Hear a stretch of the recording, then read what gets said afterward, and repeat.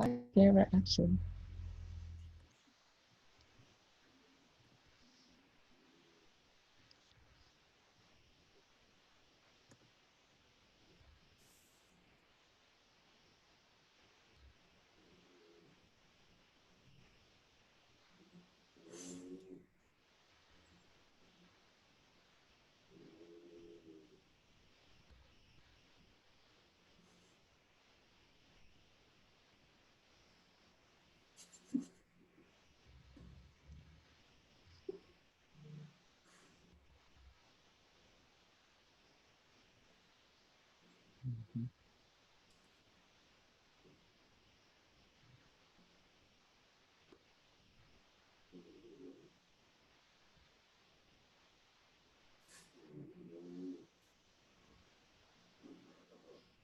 And there he is.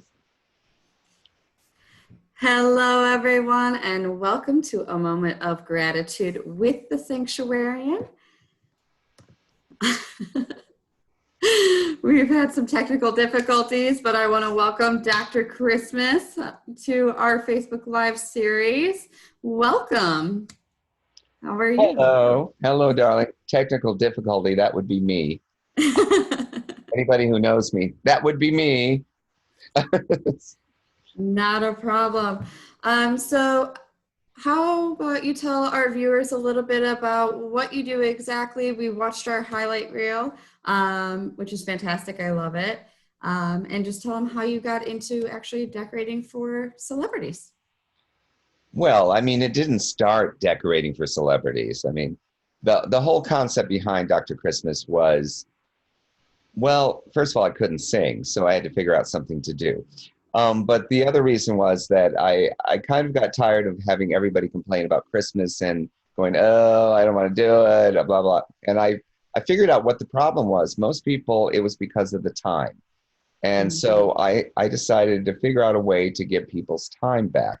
That's kind of how it started. Now, the road getting there was, of course, a lot more complicated because, with the help, of course, my business partner, Debbie Starrin, who you see in the video, we actually met in New York at a commercial acting school. And prior to that, we were all just running around trying to be actors. And I was working at various retail establishments doing Christmas for them, not really taking it seriously. And I was working at Macy's Herald Square at the time. And what happened was I was in costume jewelry and they pulled me out of costume jewelry because they needed help on the Christmas decorating floor. So they put me up there. And while I was up there, actress Mia Farrow walked in and she told me, wow, that's really great. I wish somebody would do that in my home. And I thought, well, I can come help you. I didn't know any better. So it was one of those experiences where I went over and helped her decorate her Christmas tree. I thought, oh, I got to meet a star. How cool was that? And that's all there was to it.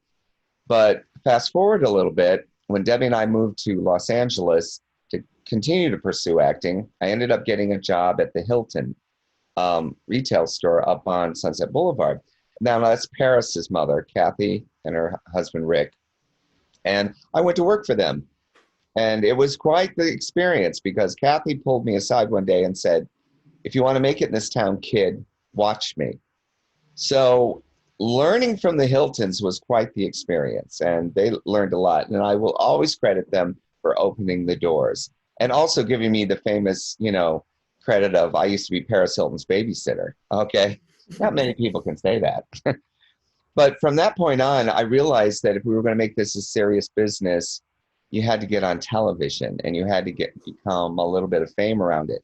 And nobody told me that I couldn't just call TV shows and ask them to be on it. And so what I did was I started making a list of all the shows I thought would be fun to be on.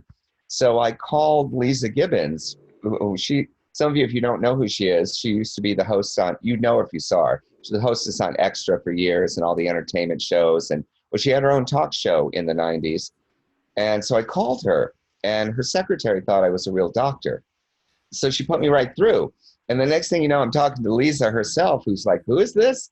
And I was like, oh, I'm Bob Pranga. I'm Dr. Christmas. I decorate trees for a living. I think it'd be fun to do your show. And she went, okay. And next thing you know, I'm on her show. And Debbie and I got to do her show. And Lisa has been an incredible help all these many years. She's been an ally. She has promoted us. I mean, I can't say enough nice things about her. And what happened was it all snowballed. Once you got on a few TV shows, then you started decorating for a few more famous people, which there are a dime a dozen out here in LA. So next thing you know, you realize everyone knows everybody. And once you get a job where they really like you, then they tell their friends. And soon I was getting quite the roster of famous people who were looking for decorating. And one of the reasons I think they kept calling me is I've never said that I was the best decorator in the world, but what it is that people trust me to be in their homes. Mm-hmm. And my Midwestern upbringing combined with my need to show off and be in front of the cameras was kind of a little bit of a nice mix because they trust you, but you still had enough flash to be able to talk talk the talk, so to speak. So, and then from that point on, it just kind of grew. I mean, we got our first coffee table book several years ago, and it was purely by accident. Everything we've done has been purely by accident. Now we have plans and we decide what we want to do, but most of the time it just keeps showing up. And the reason we got the coffee table book was we were on the Anna Nicole show. Now, Mm-hmm. and if you remember the Anna Nicole show, it was quite the train wreck show and everybody just loved it, okay? And when we were asked to do it, I was like, oh, I don't know. And we happened to be working for Lisa that day for extra segment. And I asked her, should we do this show? And she goes, Bob, you have to do it. And I was like, really? She goes, yes, more people watch her than all of us combined. So we did the show. And because of that, and it was quite the circus. Oh, yeah, it was quite the circus. And a great story to tell in another book. Okay. But Of course. because of that, somebody in New York, a publisher in New York, saw us and asked us to create this Christmas tree coffee table book. So that's kind of how we got the book. And then the book led to the next thing, which, we were lucky enough when we bought the book, showed it to their mother, and they decided they wanted to put us on TV for our own Christmas special. And it's really true. Even though a lot of people don't read books much anymore, I mean, a lot of people still do, but I mean, on the whole, it's a really tremendous business card, especially if you have a visual medium that you're selling. So I don't have to do much, but they can look at the book, you can carry it with you, or of course they can go to the website now. But in the days that the book came out, websites were still kind of, So I encourage everyone, if you get the opportunity to do a book, you should do one. In fact, I just did a great interview today, prior to this one, for a brand new Christmas book that's coming out next year. And you're going to laugh at this, but we're going to be in the chapter called Christmas Greats. And I was, wow, there's only 3 of us that are being featured. And I was laughing. I go, really? Who are the other 2, Jesus and Santa? There's only 3 in the market, Jesus, Santa, and me, Of course. Of course, so that's that's kind of how it started. And the rest of the stuff just gets made up. When we find opportunities, like last year, the Brady Bunch Christmas special that we did, I actually had a friend of mine who works at HGTV, and I called him for something else. And I told him, I said, oh, I heard you did the Brady house. That's so cool. If you do Christmas, keep us in mind. And sometimes that's all it takes. Next thing you know, we got a call from them, and we got to do the show, and we got to work with the Bradys. For those of you of a certain age, that's a really big deal. Okay. For those of you who are not certain age, you probably wouldn't care, but the Brady Bunch is pretty cool. So, Absolutely. And then there we are today. What else do you want to know? Are there any challenges going through the process of one starting your business and now to the level you're at that you've had to overcome that you would have advice for someone looking to start their own business? Well, considering when Debbie and I started this, we kind of wrote the rule book because what we did for a living wasn't really considered a real profession at the time. When I started, even our own family members, when they said, what are you doing out there? I go, I'm decorating Christmas trees. They looked at me like, are you crazy? How are you going to survive? You're not going to make money on that. How can you do that? It wasn't a real job. So what I would tell people is if you have a great idea, just do it. I mean, because there's no reason not to. I mean, if you can come up with more than one reason not to, then you're not trying hard enough, because you should have at least 20 to 30 reasons not to do it. But I also tell people that I think everybody who starts something gets confused about the word passion, because a lot of times you hear people getting stuck because they're like, oh, it's not my passion. It's not this, that, and the other thing. I tell people, don't worry about your passion. Do something that you like to do, because most people don't make money at their passion. Christmas Mm-hmm. is not my passion. I'm passionate about it, but it's not my passion. My passion is actually traveling, but I don't make money traveling. So, Yes. I spend money traveling. So I have to do what I like to do my passion.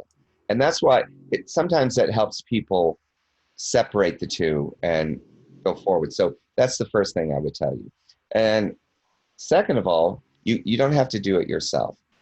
It's really important that I was very fortunate to get Debbie on board with this, because she's the yin and I'm the yang, so to speak.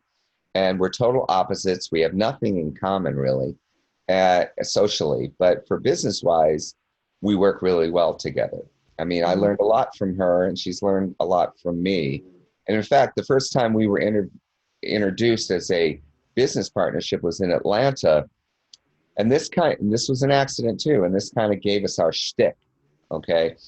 We were introduced by a very good friend. She said, hi, this is Dr. Christmas. This is Bob Pranga, Debbie Starin. He's so creative and she's so intelligent. And I looked at Debbie and I said, well, that means you have no talent and I'm as dumb as a rock. Okay. Yeah. So we started to play with that and doing this whole brother-sister routine. She was always the disapproving older sister, and I was always the, pain in the ass younger brother. And it kind of just worked with the crowds. And eventually it got to be where we became authority figures on Christmas. And truly, if you believe it and you can back it up and you keep saying it, the world has no reason to tell you you're not. Okay? When you go out into the world, and if you say you're an architect or you say an actor, say you're an architect. You're an architect of this, and be really specific about what it is. Because if you go on kind of this, or I'm playing around with that, or I was thinking about that, the world doesn't take you seriously. I mean, you have to be confident in your own self to walk out and say, yes, I'm a tree stylist to the stars. I mean, you can't get any more Hollywood than that. And I was like, well, that's really fancy, but it kind of says all the important things. It tells you what you do, and you do it for something fun. Everybody wants to do something with the famous people. I don't care what you say. You'll get them all the time like, oh, I don't care about Hollywood. Mm-hmm. Yeah. Always ends up there somehow. It always ends up there somehow. And the other thing is, be really clear about, if you gathering people in your life that are a support system that can fill in the holes for you.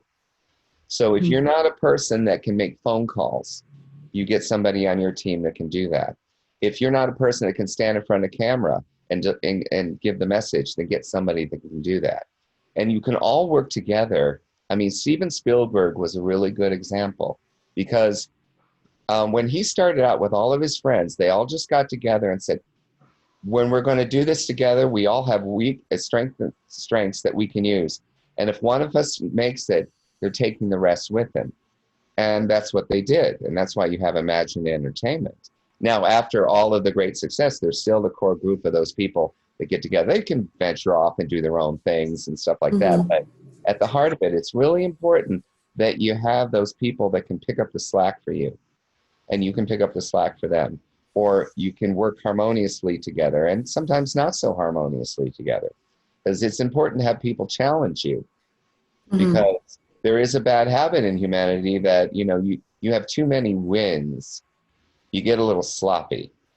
And I don't mean that in the worst possible way. I mean that seriously, because it's always great to win.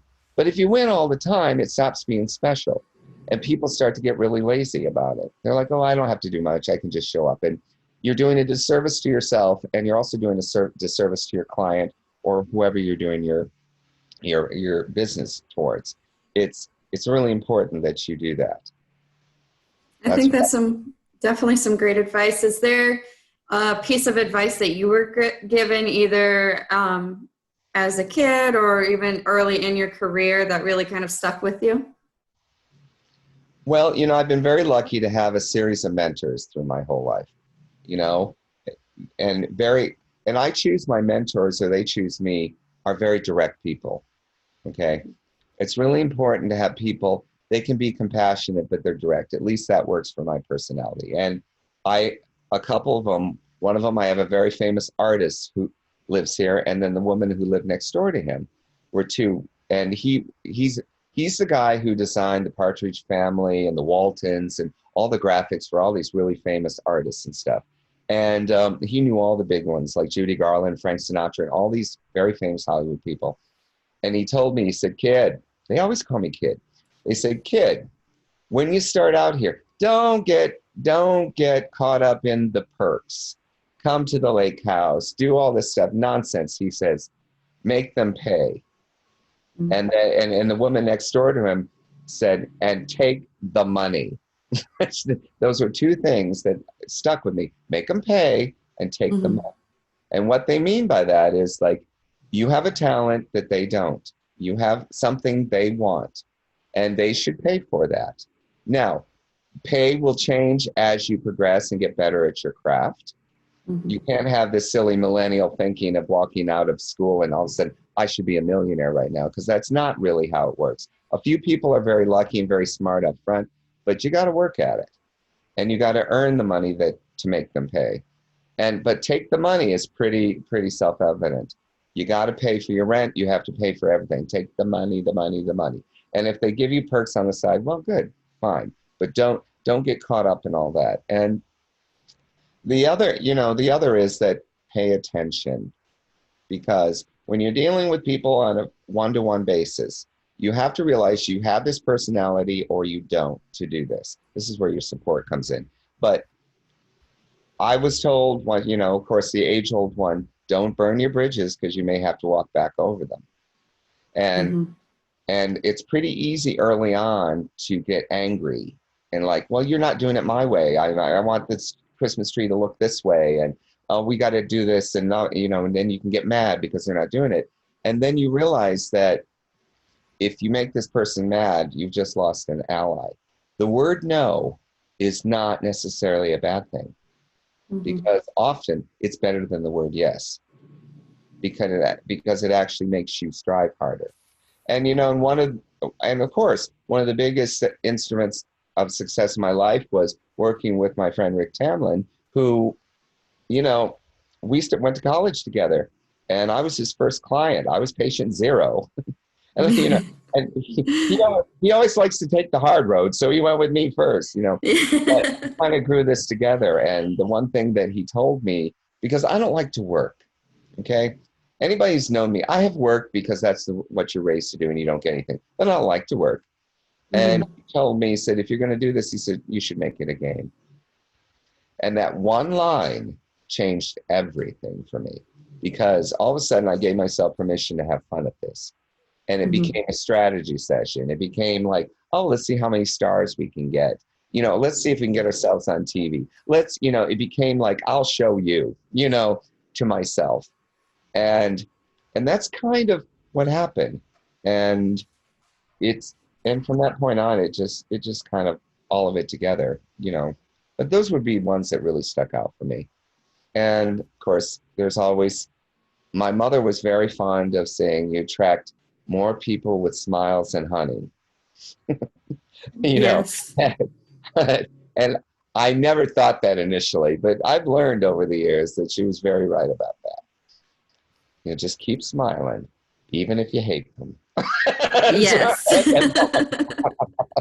Because it's just still a different energy, And now I don't want to come across as some woo-woo guru on the mountain. I'm very flawed as a human being. So when you have those moments of like, you can't stand anything, don't take it out on other people. Go out and go to the gym, do something else, go out and stand in your room and cry and be your big old baby self. And then pull up your big boy pants and go back out and face the world again. It's, that little spoiled child that lives inside of you is not necessary. He's important. Yes. He's important, and not to ignore him, but he should not be running the day when you're a grown-up human being. Yes. And do you think that growing up in a smaller town and then moving to New York City and then to LA that you kind of had to put on a little bit more of a thick skin with criticisms early on? Or was that something that you just kind of went through? No, dinner at the family table, you gather a thick skin right away. You know, Yes. as you know, most of you know that since we seem to be family, that, our family's a pretty no nonsense. We're not we're a very kind-hearted bunch of people with a sharp tongue and a very direct, point of view. So, Mhm. my grandmother, Lucy, she says, we ain't got time to be a sissy. Let's do this. And I was like, what? And she goes, no, no, no, no, no, no nonsense, salt of the earth type of thing. So by the time I got to New York, yes, of course, there's things that you didn't plan on. The Midwestern life is different.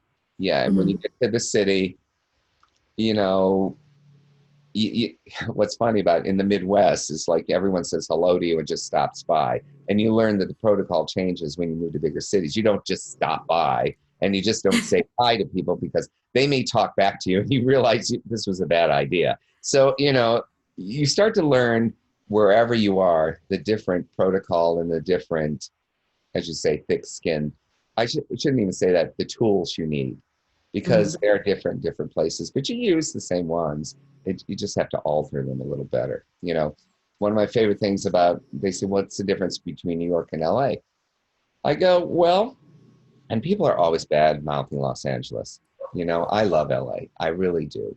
And having said all of that, I always say that New Yorkers will knife you in the gut and LA will stab you in the back. Mhm. It's a but it's just because the method of operation is different. Neither one is good or bad. It's just a matter of how you deal with the tactic. And Mhm. part of the deal is that in New York, everyone's in your face every minute of the day. In LA, it's different because we're all in our cars. Yes. And I make a joke that, LA County, which is the largest count, has more population than any place else in the United States. Everybody Mhm. says, how is your county of that size doing so well in the COVID epidemic? I go, well, the reason is most Angelenos aren't touchy-feely to begin with.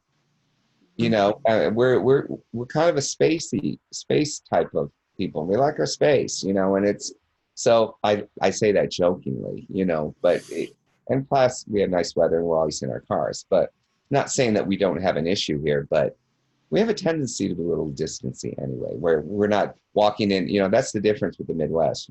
People are bringing you a pie every time you turn around. Yes. Those pies are delicious though sometimes. But I always say, do not move to New York or Chicago or Los Angeles if you don't have a reason to be there, Mhm. because you have to have a sense of like you're here for a reason. Why else would you put yourself through some of this? Because it's Yes. tough. It is tough. I'm not going to lie to Mhm. people. It is tough, but it is also very rewarding when you Mhm. make it through.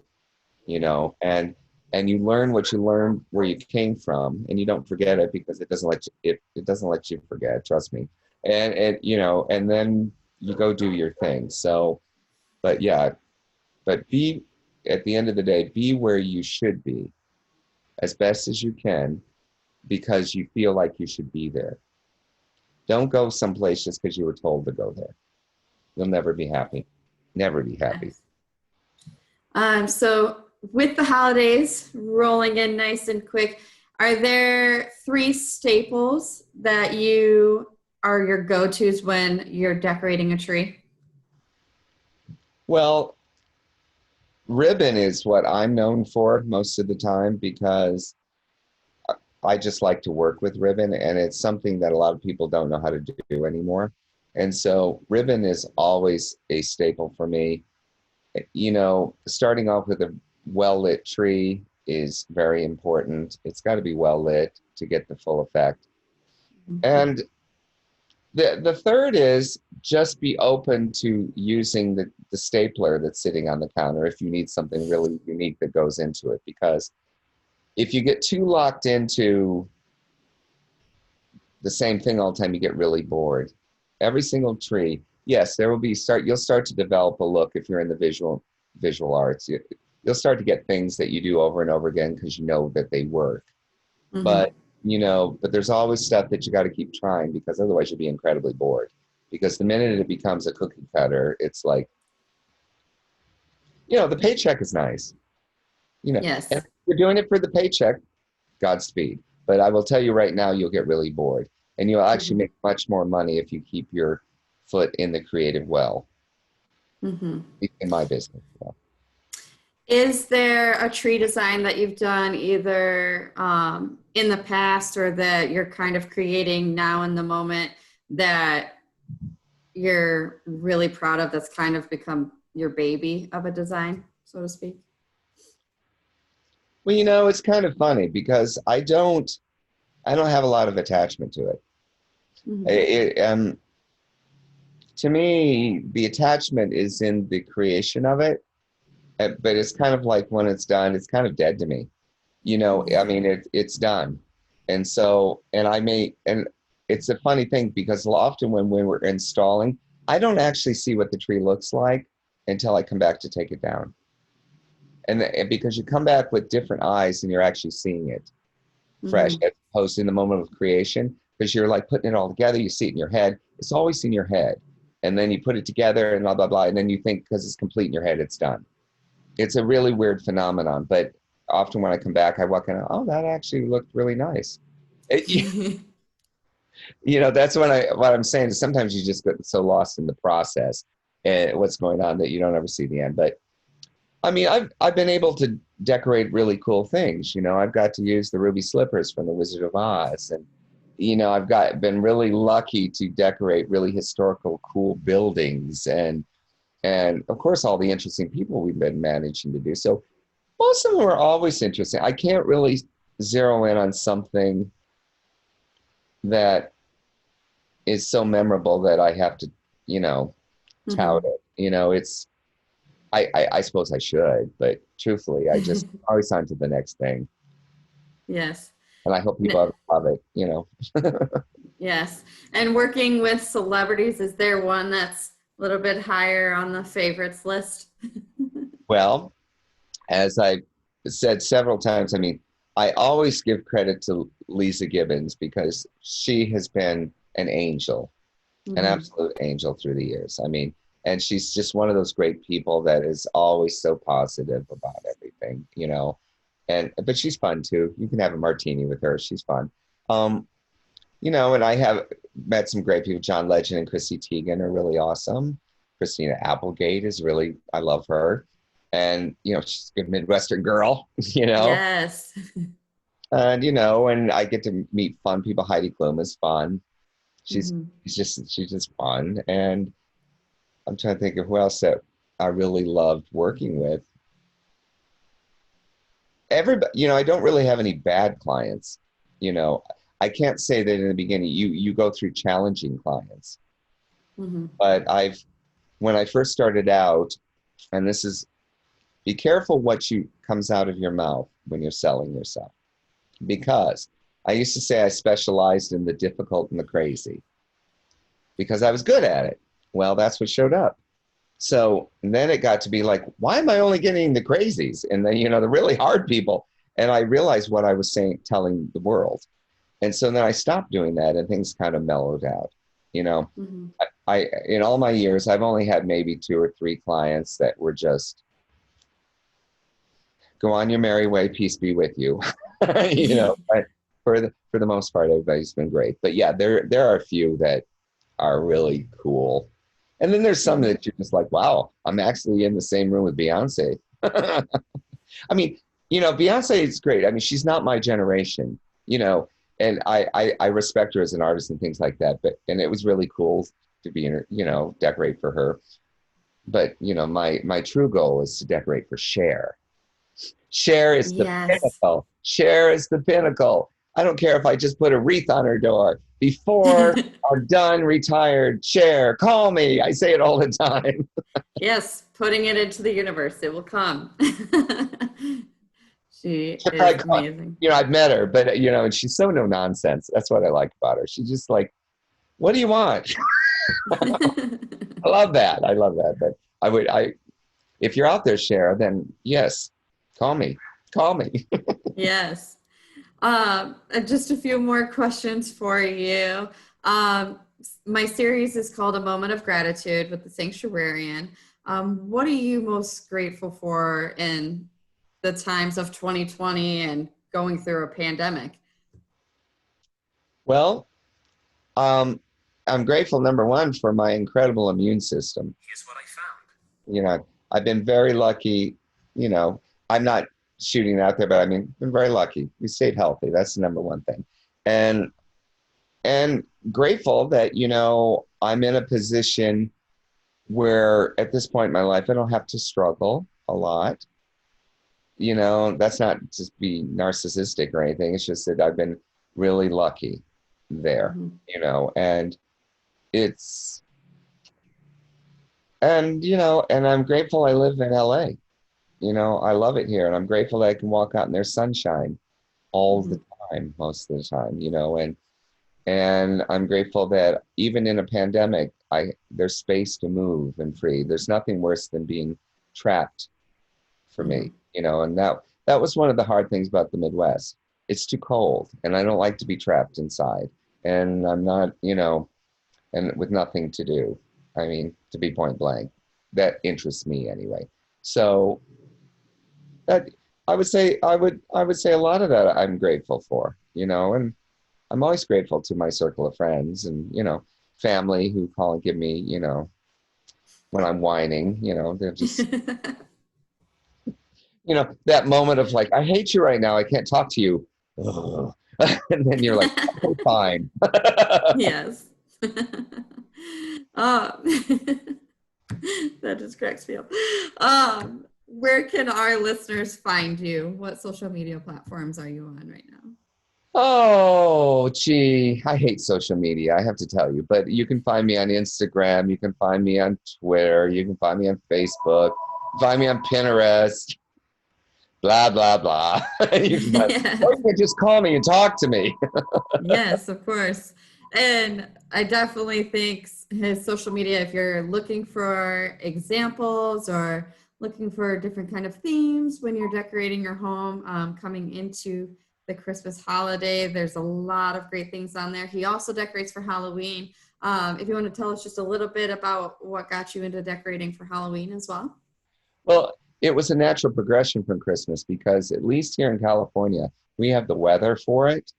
And Mm-hmm. it really was, business wise, it was foolish not to, because it's becoming second only to Christmas in popularity. So it actually adds to the bottom line by an extra month of work. And Halloween, in some ways, is a lot more peaceful and fun than Christmas for the simple fact it's not as formal and there's not Mm-hmm. as many traditions or expectations attached to it. It's still in a place where you can go out and have fun and make it up a little bit. And it's changing though, because like Christmas, it's gotten to be a lot more designer than it has in the past. I mean, the people who do Christmas got smart and they just transferred a lot of that to the Halloween.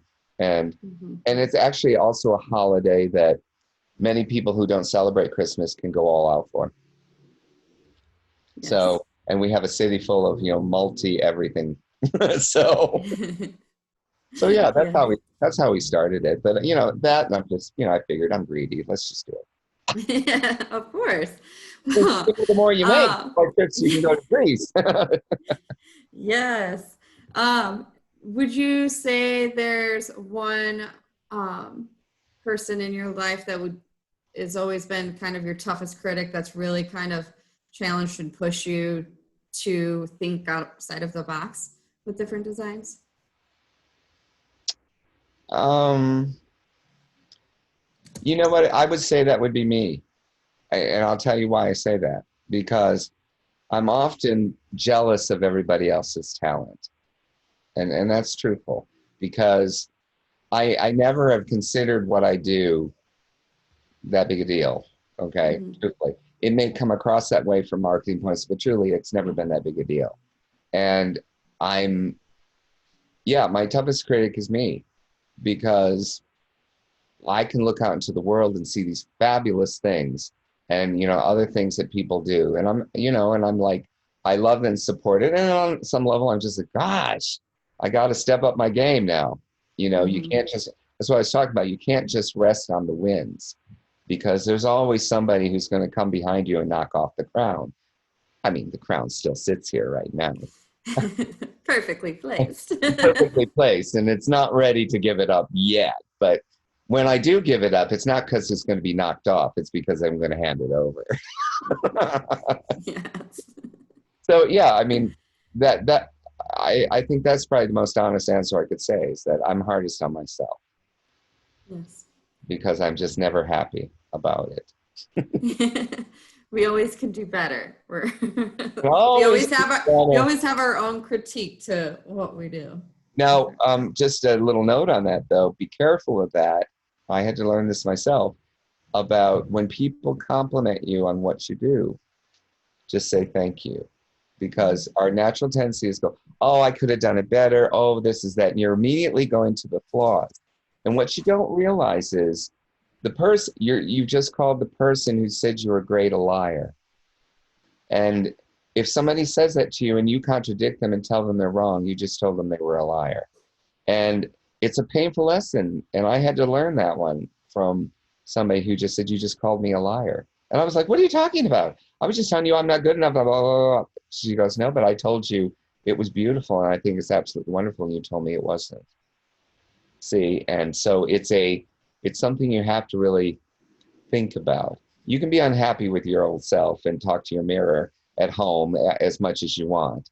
But out in the world, when people tell you something, just believe them, and thank them, because you will always look at, especially if you're in the creative arts, you'll look at it. There's always going to be something wrong. Anybody who's been in them, from actors on down, will tell you, I don't watch myself in my movies. I can't do this enough. I would have done that differently. It's just that we're so hard on ourselves all the time. So it's the same way with Christmas. I very seldom look at anything we did. It's like, I don't care. I'm just like, I don't, it's done. Yes. So I learned in there, I said, they go, do you love it? I said, do you love it? Yes, I love it. Then I love it. That's what I learned to do. I love it. And you find out, though, you can take some of the neurosis away and not beat yourself up so much either. If you accept sometimes, especially just in business for your client, if they love it, thank you, you're done. You don't have to do any more. They love it the way it is. They'll tell you if they want more. Absolutely. All right. I want to thank you again for being our 5th guest on A Moment of Gratitude with the Sanctuarian. I know you have a busy schedule this time of year, so I really do appreciate you, I see you joining us today. You wore green for me? No, you wore green for you. I know you did. Well, a little bit of both. You look good in green. I should have worn green. I did put on the red lips for you, though. Nice. I wear Christmas black. Everybody always makes fun of me. They said, you have more black T-shirts than anyone I know. And I go, yes, several years ago, I just adopted wearing black all the time. And everybody said, why did you do that? Well, part of it, I'll be truthful, is I'm lazy. I hate shopping for clothes for myself. I am not, there I am. I am not the perfect off the rack anything. Okay, so it's torture. But the other reason is I notice that when we do television stuff, I'm standing next to so much color all the time that it became a problem when your outfit and what you're standing next to the tree. And I did not want to have to start worrying about if my outfit was going to coordinate with the tree when you're on camera. It's just another headache I didn't need. And black goes with everything. Yes. All right. Thank you again. And we'll see you all on the next episode of A Moment Everybody, of I'm so sorry we didn't get to do this the right way, but I'm a technical nightmare. So here you are. Hello to everybody who watched. Keep supporting my darling niece. She's going to go places because she's like her uncle. No. All right. Have a wonderful day, everyone.